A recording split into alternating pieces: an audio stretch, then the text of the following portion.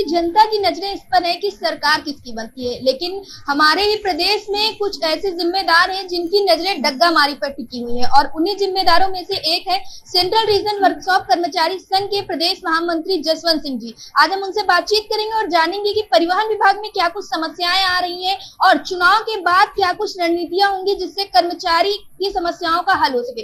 जसवंत जी, हमारे चैनल पे आपका बहुत बहुत स्वागत है। धन्यवाद।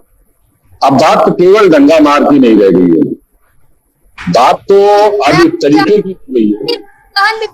कर्मचारी किन किन समस्याओं से जूझ रहे हैं?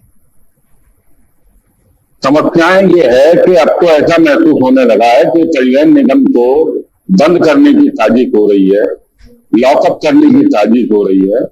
परिवहन निगम मुख्यालय के पास कोई योजना नहीं है, शासन के पास कोई योजना नहीं है। दंगा मार से हम लगातार आपके चैनल के और अन्य माध्यम से बराबर कह रहे हैं कि दंगा मार तो इसका चरम पर है और परिवहन निगम इसकी जिम्मेदारी को ओढ़ना नहीं चाहता है। न तो कर्मचारियों पे केवल दंडित करके, रिकवरी करके और उन्हीं से वसूली करके अपनी भरपाई करना चाहता है, जो कि संभव नहीं है। आज योजनाओं की बात अगर हम करें तो परिवहन निगम मुख्यालय के पास कोई योजना नहीं है। इसलिए योजना नहीं है कि आज परिवहन निगम जो इतना स्टैब्लिश है, प्रदेश का सबसे बड़ा सार्वजनिक उद्यम है उत्तर प्रदेश परिवहन निगम, सरकार के द्वारा सहायता देने के बाद भी जब योजना नहीं होती है, जब कोई कार्यशैली या कार्य योजना नहीं होती है, तो किसी भी आर्थिक सहायता से उससे जिंदा नहीं किया जा सकता। आज मैं बार बार कहता रहा हूं कि परिवहन निगम की बसों का किराया 25% बढ़ा करके, क्या ये 25% किराया परिवहन निगम की स्थिति को सुधार के लिए था या परिवहन निगम को बंद करने के लिए था?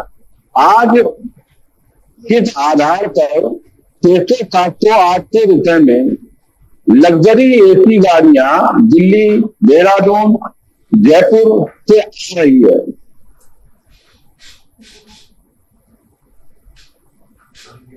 सारी लेकर के जो बसें चल रही है और उसका मात्र सबसे कारण ये है कि हमारा किराया ज्यादा है, तो उस किराए को कम किया जाए। वो लोग फ्लेक्सी किराए से अपनी वाहनों का संचालन करते हैं। जब लीन सीजन होता है, जब उनके पास सवारियां नहीं होती है, तो वो 700 रुपए 600 रुपए में भी ले आते हैं और जब पिकअप चलता होता है, सवारियां ज्यादा चल रही होती है, तो वो 2-2 हजार रुपया लेते हैं।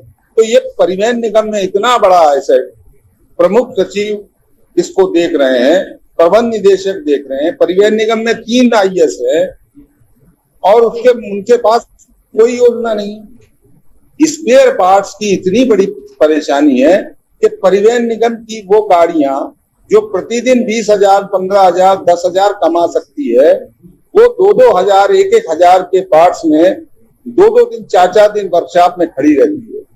तो 2 दिन 4 दिन अगर पैसों के अभाव में, स्पेयर पार्ट के अभाव में गाड़ी खड़ी होती है, तो ये परिवहन निगम के MD साहब या प्रमुख सचिव परिवहन बताएं कि कितने अधिकारियों के ऊपर इसकी वसूली की गई। आज ये सार्वजनिक करें, आपके चैनल के माध्यम से कहना चाहता हूं, ये सार्वजनिक करें कि उत्तर प्रदेश परिवहन निगम की 9,000 बसों के लिए ये कितना धन स्पेयर पार्ट्स में खर्चा करते हैं। ये बताएं कि क्यों जो है लोकल सामान खरीदा जा रहा है, क्यों नहीं जो है कंपनियों से मामले, जो टाटा हो, लीलैंड हो, उसकी डायरेक्ट कंपनियों से परचेजिंग हो रही है। अगर हो रही है तो उसको सार्वजनिक करें। ये कोई बनिए की दुकान थोड़े है कि आप उसको बताएंगे नहीं लाभ नुकसान। ये सार्वजनिक उद्यम है, जनता का उद्यम है, जनता को अवगत कराएं क्यों गाड़ियां दुर्घटनाग्रस्त हो रही है, क्यों गाड़ियां ब्रेकडाउन हो रही है। ऐसी स्थिति में दंगा मारी है, उसमें जो अपने चरम पे पहुंच रही है, इसमें कुछ अधिकारी भी शामिल है, साथ ही पुलिस प्रशासन और शासन भी कर्मचारी, जो कर्मी है, दंगा मारी के जो बसें चल रही हैं उनमें उनका साथ दिया जा रहा है। इस बात में कितनी सत्यता है? सत्यता देखिए, ये जिम्मेदारी, चूंकि परिवहन निगम के अधिकारी को डायरेक्ट ऐसी पावर नहीं है कि वो गाड़ी सीज कर सके या चालान कर सके। उसके लिए बगल प्रमुख सचिव के अंदर जो आता है हमारा परिवहन विभाग, उसकी जिम्मेदारी है। ARTO, RTO की जिम्मेदारी निश्चित नहीं है। वो बार जब ये बातें चलती है या जॉइंट चेकिंग चलती है 2 महीने में, 4 महीने में, 6 महीने में, 2-4 दिन के लिए, तो उसमें वो बताते हैं कि तमाम फोन आते हैं, अधिकारियों के फोन आते हैं, सांसद विधायक के फोन आते हैं, तो वो गाड़ियां डंगामारी में चलती है और उसको वो रोक नहीं पाते हैं। लास्ट में ये होता है कि केवल ये दिखावे के लिए 2-4 दिन के लिए जॉइंट चेकिंग दिखा दी जाती है और उस जॉइंट चेकिंग में कुछ नहीं होता। आज की तारीख में जिस तरीके से ये नेशनल परमिट दिखा करके या जो भी इनको परमिट मिल रहा है केंद्र सरकार से या स्टेट गवर्नमेंट से, उस परमिट के नाम पर ये कम किराया कर रहे हैं। सबसे बड़ी बात ये है, मैं इसके साथ एक चीज और जोड़ना चाहता हूँ। आज हमारे यहाँ राजस्थान की जो बस चल रही है या हरियाणा की बस चल रही है या उत्तराखंड की बस चल रही है, ऐसी बसें जिनके यहाँ पर कहीं पे सीनियर सिटीजन को हाफ टिकट फ्री है, महिलाओं को फ्री है, विकलांगों को तो हमारे यहाँ भी है, ऐसी व्यवस्था जब हम उनके साथ परमिट का वो समझौता करते हैं, तो ये बताइए कि अगर वो गाड़ी हमारे प्रदेश के अंदर चलेगी और वो महिलाओं को और सीनियर सिटीजन को सुविधा देगी, तो वो गाड़ी सवारी हमारे गाड़ी में क्यों बैठेगी, वो उसमें बैठेगी। ऐसी दशा में इनके पास कोई कार्य योजना नहीं है, केवल कर्मचारियों को दंडित करके ये दिखाना चाहते हैं कि ये बहुत जिम्मेदार हैं, लेकिन ये जिम्मेदारी नहीं है। ये बिल्कुल अपनी जिम्मेदारी से मुंह मोड़े बैठे हुए हैं। आज परिवहन निगम की स्थिति ये हो गई है कि ये स्वतः ही अपने आप अपने जो कारण हैं इनके कि जो निगम प्रबंधन किसी भी तरीके की कोई कार्रवाई नहीं कर रहा है, केवल इसको मरने के लिए छोड़ दिया गया है। मुख्यमंत्री की तरफ से तो आर्थिक सहायता दी जा रही है, वो आर्थिक सहायता कितने दिन होगी? नई बसें आप ले रहे हो, नई बसें लेकर के अगर किराए के अभाव में हम 15 सवारी 20 सवारी लेकर के चलेंगे, मेरी ये समझ में नहीं आता है कि अगर हम 500 रुपया किराया लेकर के चलते हैं और हमको 20 सवारी मिलती है और हमको ये लगता है कि मार्केट में हमको खड़े रहने के लिए बाहर वाले डंगा मार्ग से और या प्राइवेट बसों से चक्कर लेने के लिए अगर हम किराया कम करते हैं और वो 20 सवारी की जगह हमारी बस में 50 सवारियां बैठती है, तो हमारी आय वैसे ही बढ़ जाएगी। हम 100 रुपया अगर कम करेंगे और अगर हमारे 30 पैसेंजर और बढ़ जाएंगे तो हमारे तो 400 के हिसाब से 12,000 रुपया हमारा बढ़ जाएगा और 12,000 बढ़ जाएगा। हम केवल जो है 1,200 रुपया या 2,000 रुपया बचाने के लिए हम 12,000 का नुकसान कर रहे हैं। ये वो तमाम चीजें हैं। कोई अगर इस पे कोई आवाज उठाता है तो उसको दंडित करने का प्रयास किया जाता है, कार्रवाइयां सुनी नहीं जाती है, जिसकी वजह से चिंतित मैं हूं। मैंने आपके चैनल पे पहले भी कहा था कि मैं इसको एक बड़ी मुहिम बनाऊंगा और आचार संहिता खत्म हो गई है, अब मैं बोलने जा रहा हूं।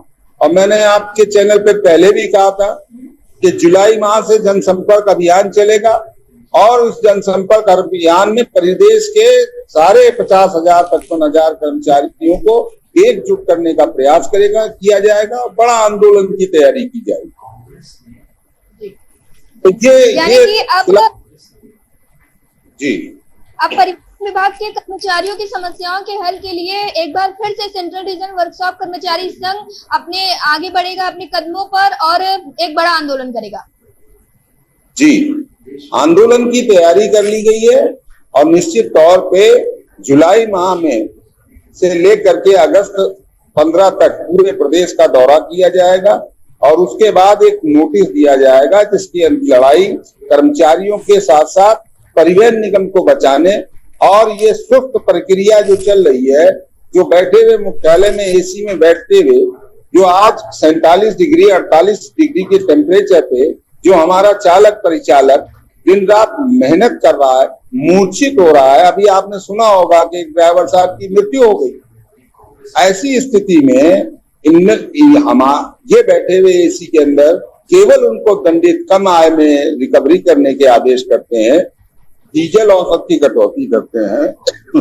साथ ही मैं बता देना चाहता हूं आपके चैनल के लिए, ये शासन के लोग भी सुन लें, हमारे परिवहन निगम के मुख्यालय के अधिकारी भी सुन लें तीन ही प्राथमिकता होती है। स्टाफ का मधुर व्यवहार, जो हमसे ज्यादा दंगा मार नहीं कर सकते। दूसरा, हमारे यहाँ सबसे जो ज्यादा है, ढाबा खोलने की व्यवस्थाएं बहुत बन रही है। ढाबे में लोगों को, हमारे स्टाफ को प्रॉपर खाना नहीं मिलता। पब्लिक क्या चाहती है, साफ सुथरी गाड़ी हो, समय से जल्दी पहुंचा दे और स्टाफ उसका साथ मधुर व्यवहार करे। हम समय से पहुंचा सकते हैं, हम प्राइवेट गाड़ियों से जल्दी पहुंचा सकते हैं, लेकिन हमें ढाबे पे रुकना है। अगर ढाबे पे हम नहीं रुकेंगे तो उसका चार्ज ड्राइवर कंडक्टर देगा। हम दौड़ते रहेंगे और दौड़ने के बाद भी हम उस समय को कवर नहीं कर पाएंगे, तो किराया हमारा ज्यादा, हमको ढाबों पे रुकना अनिवार्य है। हमारी स्पीड अगर तेज कर दी जाए किसी तरीके से और डीजल ज्यादा खपत हो जाए तो चालक की रिकवरी हो जाएगी। ऐसी तमाम दशाएं हैं, परेशानियां हैं, जो आपके चैनल के माध्यम से माननीय मुख्यमंत्री जी और शासन तक ये पहुंचाना चाहता हूं कि अब बहुत सीमा समाप्त हो गई है। जब इस परिवहन निगम, जो उत्तर प्रदेश परिवहन निगम, जो प्रदेश का सबसे बड़ा सार्वजनिक उद्यम है, उसको अगर इस तरीके से खत्म करने की साजिश की जा रही है, इसको हम बर्दाश्त नहीं करेंगे। हम कठोर आंदोलन करेंगे, पूरी तैयारी से करेंगे, चाहे हमारी नौकरी के ऊपर कुठाराघात हो, चाहे हमारे ऊपर किसी तरीके के जुल्म किए जाएं, हम उन तमाम जुल्मों के लिए लड़ने के लिए तैयार हैं और उस लड़ाई को लड़ेंगे। और परिवहन निगम के अंदर जो जिस तरीके की कार्रवाइयां चल रही है, भ्रष्टाचार चल रहा है, उस तमाम को खत्म करने के लिए हम संकल्पबद्ध हैं और हम इसकी तैयारी करेंगे। इसके पहले आप लोगों ने एमडी को पत्र लिखा था, जिसमें मुख्य रूप से बात की गई थी मृतक आश्रित जो कर्मचारी थी उनके लिए। तो क्या ये समस्या अभी तक हल हो पाई है? देखिए, वो जो तमाम समस्याएं हैं, हमारे एमडी साहब लिखित दे दो, ये दे दो, और वो तमाम बातें होती है, लेकिन उसका क्रियान्वयन नहीं होता। छोटे छोटे काम बताए जाते हैं, तमाम ऐसी बातें बताई जाती है। मैंने आपको पहले बताया था एक बार, एक कदीर अहमद हुआ करते, वो उनका प्रमोशन हुआ, ट्रांसफर हुआ, उन्होंने ज्वाइन नहीं किया और वो वहीं बैठे रह गए। शासन ने भी कहा, आपके चैनल के माध्यम से सरकार तक बात गई, लेकिन उस पर कोई कार्रवाई नहीं हुई। अगर यही छोटा कर्मचारी हमारा थोड़ी सी अगर गलती कर देता है तो उसको चार्जशीट देके उसके भविष्य प्रभाव से उसके इंक्रीमेंट काट दिए जाते हैं, निलंबन कर दिया जाता है। अब एक मामला और है जो मैंने आपको बताया था, स्टेशन इंचार्ज SSI ज्योति अवस्थी का। ज्योति अवस्थी एक महिला के साथ उत्पीड़न हो रहा है। मैं आपके चैनल के माध्यम से एमडी साहब से पूछना चाहता हूं कि देश के कौन से कानून और कौन से परिवहन निगम के नियम के अंतर्गत उसको 11 महीने सस्पेंशन के बाद सस्पेंशन अलाउंस तक नहीं दिया गया और उनको त्वरित तौर से, प्लानिंग तौर से सेवा से निकालने की कार्रवाई किए जाने का मन बना चुके हैं। उनको ढंग से सुना नहीं जा रहा है, अंतिम तारीख लगा करके उनको निकालने की बात की जा रही है। तो ऐसी जो उत्पीड़न हो रहा है, जो इस तरीके की मनमानी हो रही है, जो इस तरीके का भ्रष्टाचार चल रहा है, हम इसका विरोध करेंगे और जरूरत पड़ेगी तो हमको अगर लगता है कि कुछ नहीं होगा तो हम प्रयास करेंगे माननीय मुख्यमंत्री तक जाने का और परिवहन निगम मुख्यालय पे विशाल धरना प्रदर्शन करने का। अगर उसके बाद आगे भी कोई जरूरत पड़ेगी तो कठोर कार्रवाई हम करेंगे। जी, लगातार आप लोग ज्ञापन सौंपते चले आ रहे हैं। इसी कड़ी में आप लोगों ने बताया था अभी कुछ महीने पहले आप लोगों ने मुख्यमंत्री जी को पत्र लिख कर दिया था, तो क्या उस पत्र से कोई समस्याओं का हल निकल पाया था? नहीं, उस मुख्यमंत्री जी के यहाँ जो पत्र प्रतिलिपि के तौर पे था, लेकिन अभी तक उस पर कोई कार्रवाई नहीं हुई है। समस्याएं जस की तस है। अभी मैंने एक मुद्दा उठाया था और उसको माननीय मुख्यमंत्री जी के संज्ञान में लाने का भी प्रयास किया था। इतना बड़ा अत्याचार कि परिवहन निगम का एक रेगुलर आदमी जो लमसम सम्मानित वेतन पाता है, उसको चुनाव ड्यूटी में चालक को भेजा गया तो उसको खाने के 225 रुपए और प्लस वेतन, और समीदा के चालक को मात्र 400 रुपया, जिसमें उसने अपनी रोटी भी खानी है और अपने बच्चों के लिए पैसा भी लेके जाना है। अब आप इससे अंदाजा लगा लीजिए कि रोडवेज की कार्यकुशलता, परिवहन प्रबंध तंत्र की कार्यकुशलता, जो पिछली बार 195 रुपया 105 रुपया खाना खुराकी का दिया गया, तो इस बार क्यों नहीं दिया गया? लेकिन अब चूंकि महंगाई बढ़ गई है, ये पुरानी बात हो गई है, तो कम से कम 225 रुपया उनको भी खाना खुराकी का प्लस 400 रुपया दिया जाना चाहिए था। ये एमडी साहब को लिख करके दिया, प्रमुख सचिव साहब को प्रतिलिपि किया, किसी भी प्रकार की कोई कार्रवाई नहीं हुई। ये घोर उत्पीड़न जो चल रहा है, ये घोर उत्पीड़न की वजह से ही आज परिवहन निगम पीड़ित है। और शायद परिणाम भी जब इस तरीके से सरकार संज्ञान लेगी नहीं, मैं कहता हूं कि अधिकारी हो सकता है कि अपने विभाग के लिए सोचे, लेकिन हमारे जनप्रतिनिधि, परिवहन मंत्री जी को तो सोचना चाहिए था, वो तो जनप्रतिनिधि थे, उनको लड़ना, उनको बोलना चाहिए था, लेकिन उन्होंने नहीं बोला। अब मैं राजनीतिक रूप से नहीं कहना, विश्लेषण की इस पे कोई टिप्पणी करना चाहूंगा कि सीटों का क्या रहा क्या नहीं रहा। कारण होते हैं, रोडवेज के अंदर 55,000 कर्मचारी है, प्रत्येक दिन लाखों यात्रियों को लेकर के हम चलते हैं, ऐसा लाखों किलोमीटर हम करते हैं, तो क्या ये दर्द पब्लिक के बीच में नहीं जा रहा होगा? क्या मेरा आपके चैनल के माध्यम से कहने का तात्पर्य यह है कि माननीय मुख्यमंत्री जी संज्ञान लेंगे और इस बहुत बड़े उद्योग जो सन आजादी से लेकर के आज तक रोडवेज और परिवहन निगम के रूप में जनता की सेवा कर रहा है, तो आज इन हमारे परिवहन निगम के कर्मचारियों को इस शोषण उत्पीड़न से बचाया जाए, परिवहन निगम के अस्तित्व को खत्म न होने दिया जाए। ये जनता की सेवा है। तमाम बात देखा, माननीय मुख्यमंत्री जी ने देखा, कोविड काल में जब लोग घर से बाहर नहीं निकल रहे थे, हमारे लोग 50-50 आदमी भर करके कोविड की परवाह किए बिना सेवा कर रहे थे, जिसमें कुछ लोग शहीद भी हो गए। लेकिन परिवहन निगम का जब आज कर्मचारी परेशान है तो सरकार मौन है, शासन निष्ठुर हो गया है, एमडी सुनते नहीं है। तो ऐसी दशा में आपके चैनल के माध्यम से छोटा कर्मचारी, जो छोटे कर्मचारियों का संगठन है, उसके पास आंदोलन के अलावा या आवाज उठाने के अलावा या अपना विरोध प्रदर्शन करने के अलावा कौन सा चारा रह जाता? जी, परिवहन निगम की बसों पे साफ साफ लिखा दिखाई देता है आपका अपना साथी, जो उसमें यात्री होते हैं उनको उनकी मंजिल तक पहुंचाता है, लेकिन ये जो चीजें लिखी हुई है आपका अपना साथी, तो क्या परिवहन निगम जो है वो अपने कर्मचारियों का ही साथ नहीं दे पा रहा है?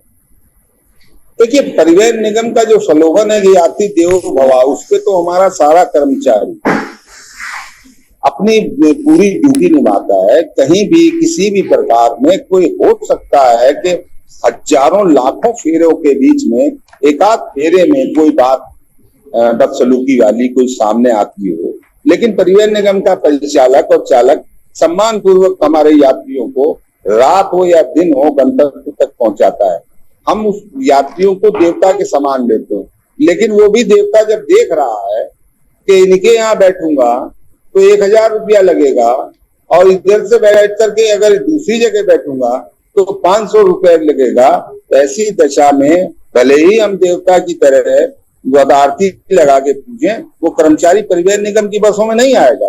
तो ऐसी स्थिति में जो भी कुछ है, ये परिवहन निगम के लिए बहुत ही शर्मसार करने वाला है कि जो कर्मचारी 8,000 10,000 में संविदा पे, आउटसोर्सिंग पे, और जिनकी तादाद लगभग 60-70% है, वो आज अपने बच्चों को पालने के लिए, अपने बच्चों के भरण पोषण के लिए, अपने बुजुर्ग माँ बाप के इलाज के लिए दुखी है और पैसा नहीं पा रहा है, और उसके साथ उसकी बात भी उसके वेतन से इंसेंटिव की रिकवरियां की जा रही है। ये बड़ा शर्मसार करने वाला है। ये निगम के प्रबंध तंत्र के लिए बड़े ही शर्मिंदगी की बात है कि वो इतने छोटे कर्मचारियों को भी संतुष्ट नहीं कर पा रहे हैं, मात्र उनको दबाव या डरा करके और उनकी बेरोजगारी का फायदा उठा करके उनका नुकसान करते दमंगाई से अपने बसों का संचालन कराना चाह रहे हैं। ये अनुचित है, इसका हम विरोध कर रहे हैं और आने वाले समय में हम कठोर आंदोलन करेंगे, जनसंपर्क करेंगे, शासन और सरकार तक अपनी बात को पहुंचाने का काम करेंगे। और नहीं होगा तो आगे की स्थिति में यह है कि सबको अपनी अभिव्यक्ति की आजादी है, सबको अपने लिए संघर्ष करने की आजादी है, हम संघर्ष करेंगे। जी, परिवहन निगम के कर्मचारी काफी सारी समस्याओं से जूझ रहे हैं। लगातार जो संगठन है वो कर्मचारियों की समस्याओं से सरकार को अवगत कराते चले आ रहे हैं, लेकिन सरकार जो है वो महज आश्वासन पे आश्वासन दिए जा रही है। अब सेंट्रल रीजन वर्कशॉप कर्मचारी संघ ने यह निर्णय लिया है कि जल्द ही कर्मचारियों के हित के लिए एक कठोर आंदोलन किया जाएगा। ऐसी ही और खबरें देखने के लिए हमारे साथ जुड़े रहे, देखते रहे अटल टीवी। धन्यवाद।